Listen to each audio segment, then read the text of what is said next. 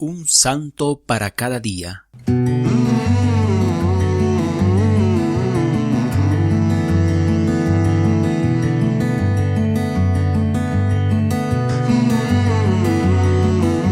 «27 de agosto, Santa Mónica, Madre de San Agustín, año 387.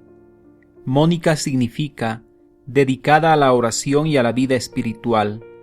Esta santa mujer se ha hecho famosa por haber sido la madre del gran Agustín y por haber logrado la difícil conversión de su hijo. Mónica nació en Tagaste, al norte de África, a unos 100 kilómetros de la ciudad de Cartago, el año 332.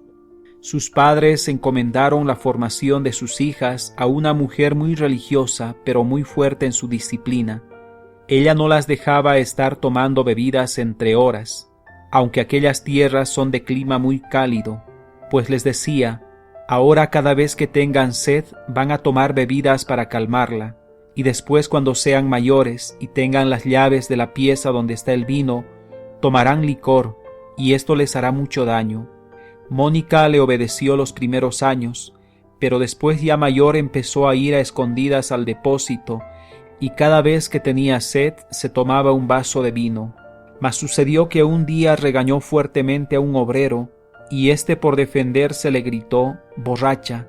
Esto la impresionó profundamente, y no se le olvidó nunca en la vida, y se propuso no volver jamás a tomar bebidas alcohólicas, y lo consiguió. Pocos meses después fue bautizada. En ese tiempo en su tierra bautizaban a la gente cuando ya estaban de varios años, y desde el bautismo su conversión fue admirable. Ella deseaba dedicarse a la vida de oración y de soledad y espiritualidad, como su nombre lo indica, pero sus padres dispusieron que tenía que casarse con un señor llamado Patricio. Este era un buen trabajador, pero terriblemente malgeniado, y además mujeriego, jugador y sin religión, ni gusto por lo espiritual. La hará sufrir lo que no está escrito, y por 30 años ella tendrá que aguantar los tremendos estallidos de ira de su marido, que grita por el menor disgusto, pero éste jamás se atreverá a levantar la mano contra ella. La creía demasiado santa para atreverse a golpearla. Tuvieron 3 hijos, 2 varones y una mujer. Los 2 menores fueron su alegría y consuelo, pero el mayor, Agustín, la hizo sufrir por decenas de años. En aquella región del norte de África, donde las gentes eran sumamente agresivas, las demás esposas le preguntaban a Mónica por qué su esposo, que era uno de los hombres de peor genio en toda la ciudad, no la golpeaba nunca a ella, y en cambio los esposos de ellas las golpeaban sin compasión. Mónica les respondió: «Es que cuando mi esposo está de mal genio, yo me esfuerzo por estar de buen genio.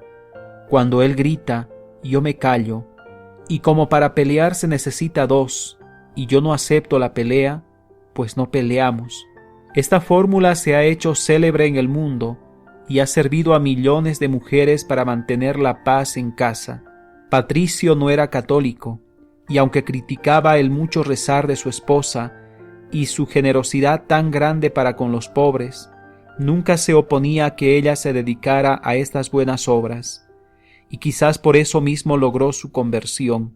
Mónica rezaba y ofrecía sacrificios por su esposo, y al fin alcanzó de Dios la gracia de que el año 371 Patricio se hiciera bautizar, y que lo mismo hiciera la suegra, mujer terriblemente colérica, que por meterse demasiado en el hogar de su nuera le había amargado harto la vida a la pobre Mónica.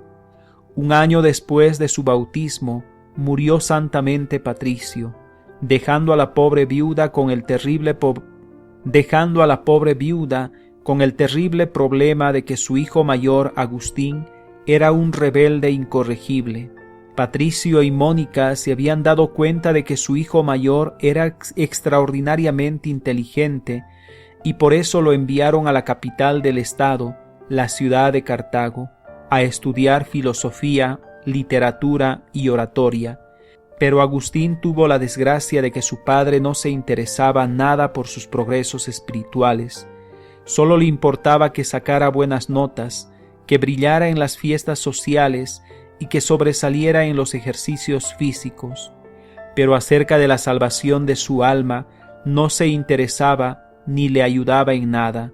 Cuando murió su padre, Agustín tenía 17 años y empezaron a llegarle a Mónica noticias cada vez peores, que el joven llevaba una vida nada santa, que en una enfermedad, ante el temor a la muerte, se había hecho instruir acerca de la religión y se había propuesto hacerse católico, pero que sanado de la enfermedad había abandonado el propósito de hacerse bautizar, y finalmente que se había hecho socio de una secta, los maniqueos, que afirmaban que el mundo no lo había hecho Dios sino el diablo, y Mónica, que era bondadosa pero no cobarde ni floja, al volver su hijo a vacaciones y al empezar a oírle 1000 barbaridades contra las verdades de la religión, lo echó sin más de casa y le cerró las puertas porque bajo su techo no quería albergar enemigos de Dios.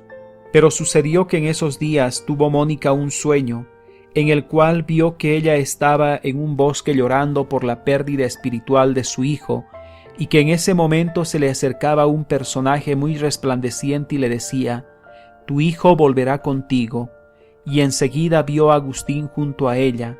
Le narró al muchacho el sueño tenido, y él le dijo lleno de orgullo que eso significaba que la mamá se iba a volver maniqueísta como él. Pero ella le respondió: «En el sueño no me dijeron, la mamá se irá a donde su hijo, sino tu hijo volverá contigo». Esta hábil respuesta impresionó mucho a Agustín, quien más tarde la consideraba como una inspiración del cielo. Esto sucedió en el año 377. Faltaban todavía 9 años para que Agustín se convirtiera. La respuesta de un obispo por muchos siglos ha sido muy bien comentada, la bella respuesta que un obispo le dio a Mónica, cuando ella le contó que llevaba años y años rezando, ofreciendo sacrificios y haciendo rezar a sacerdotes y amigos por la conversión de Agustín. El obispo le respondió: «Esté tranquila, es imposible que se pierda el hijo de tantas lágrimas». Esta admirable respuesta y lo que había oído en sueños la llenaban de consuelo y esperanza, a pesar de que Agustín no daba la menor señal de arrepentimiento. Y sucedió que en el año 387, Agustín, al leer unas frases de San Pablo, sintió una impresión extraordinaria y se propuso cambiar de vida. Envió lejos a la mujer con la cual estaba viviendo en unión libre, dejó sus vicios y malas costumbres, se hizo instruir en la religión y en las fiestas de Pascua de Resurrección de ese año y se hizo bautizar. Miles de madres y de esposas se han encomendado en todos estos siglos a Santa Mónica para que les ayude a convertir a su esposo o a sus hijos, y han conseguido conversiones admirables. Santa Mónica, que sigas rogando por las madres y sus hijos, por las esposas y sus maridos, y por todos nosotros los pobres pecadores que necesitamos convertirnos. Santa Mónica, ruega por nosotros. Para ser santo hay que obedecer, no hay santidad sin obediencia.